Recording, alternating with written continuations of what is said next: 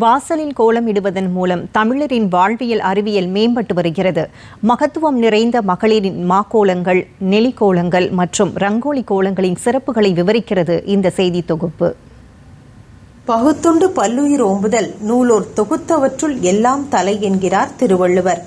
ஓரறிவு கொண்ட உயிர் தொடங்கி ஆறறிவு கொண்ட மனிதர் வரை அனைவருக்குமான பண்பு நலன்களை கொண்டதாக தமிழரின் பாரம்பரியம் திகழ்கிறது.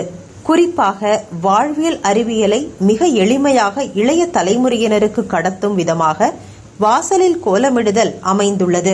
வீட்டு வாசலில் வரையப்படும் கோலங்கள் வெறும் அரிசி மாவு சித்திரங்கள் மட்டுமல்ல, பக்தியையும் தாண்டி கணிதமும் சூழலியலும் சமூக அறிவியலும் சங்கமிக்கும் வாழ்வியல் சூத்திரங்களாக கோலங்கள் திகழ்கின்றன.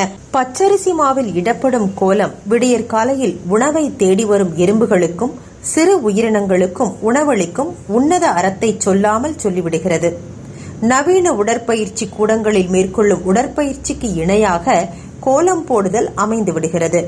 குனிந்து நிமிர்ந்து கைகளை லாவகமாக சுழற்றி பெரிய கோலங்களை இடுவது சூரிய நமஸ்காரம் போன்ற யோகாசனத்திற்கு இணையான தெம்பினை உருவாக்கிவிடுகிறது.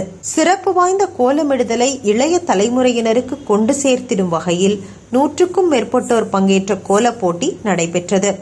தமிழரின் பாரம்பரியத்தை அனைத்து தரப்பினரும் அறிந்து கொள்ளும் வகையில் போட்டி நடத்தப்பட்டதாக கூறுகிறார் ஒருங்கிணைப்பாளர் ரேஷ்மா.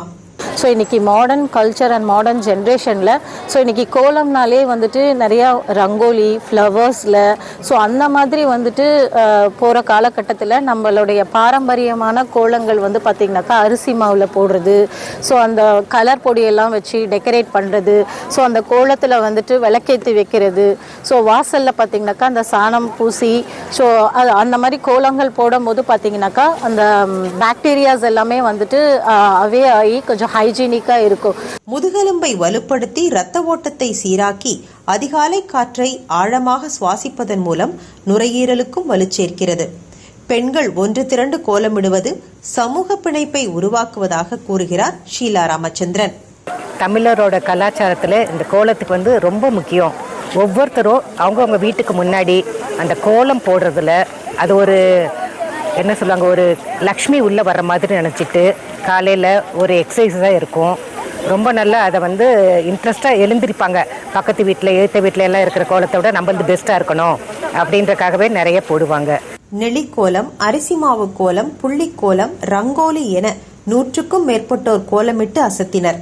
நகரமயமாக்கலின் நெரிசலில் அடுக்குமாடி குடியிருப்புகளின் குறுகிய வராண்டாக்களில் இந்த கலை சுருங்கிவிட்டாலும் அதன் தத்துவத்தை விடாமல் பாதுகாக்க வேண்டியது அனைவரின் கடமையாகும். சேலத்திலிருந்து விஜயகுமார் குணசேகரன்.